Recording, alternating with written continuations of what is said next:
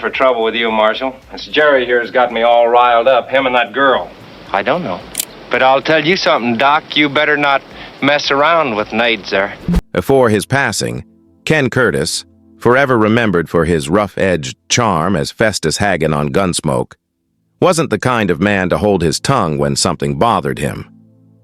Known off-camera for being a straight shooter and a man of deep conviction, Curtis had spent decades in Hollywood observing both the beauty and the ugliness of the industry. He came from a small-town, hard-working background, and that sense of discipline followed him everywhere. When he joined Gunsmoke, he brought that same toughness to the set, expecting everyone around him to treat the show and their craft with the same seriousness. But not everyone did, and that's where his resentment began to grow. Curtis was polite and respectful in public, but those who worked closely with him said that in private, he could be brutally honest about the people who rubbed him the wrong way. Among the actors he clashed with were those he felt didn't take their roles seriously or used fame as an excuse to mistreat others. He had no patience for arrogance, laziness, or hypocrisy. Curtis believed the Western genre demanded authenticity, real grit, real emotion, and real respect for the world they were portraying. If someone came to the set unprepared or acted superior, he saw it as an insult to the entire production. Crew members often recalled tense moments between him and a few castmates when tempers flared over missed lines, careless attitudes, or showboating. Though he kept his composure, his frustration was visible to those who knew him well.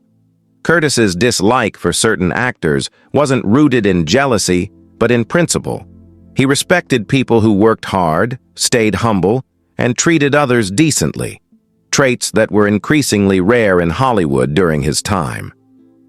He once told a close friend that the entertainment business could make a man or break a man, depending on how much pride he's willing to swallow. To him, integrity mattered more than fame or fortune, and he lost respect for anyone who compromised theirs for attention.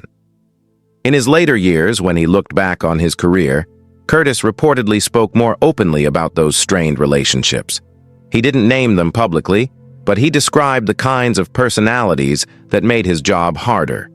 The self-centered stars, the egotistical directors, and the actors who faked camaraderie for the cameras but behaved coldly when filming stopped. He would recall these moments with a mix of bitterness and amusement, shaking his head at how Hollywood pride could ruin good people. Friends said that even in his old age, he still carried a quiet disappointment toward a few names he believed never understood what teamwork truly meant.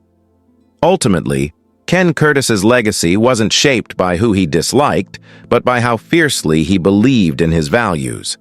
He was a man of principle, honor, and heart, someone who expected honesty and effort from everyone around him.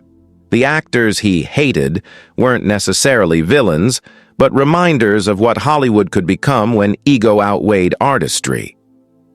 In the end, Curtis left behind not just a beloved character, but a reputation as one of the last true cowboys of integrity, unafraid to call out what he saw and unwilling to compromise what he believed.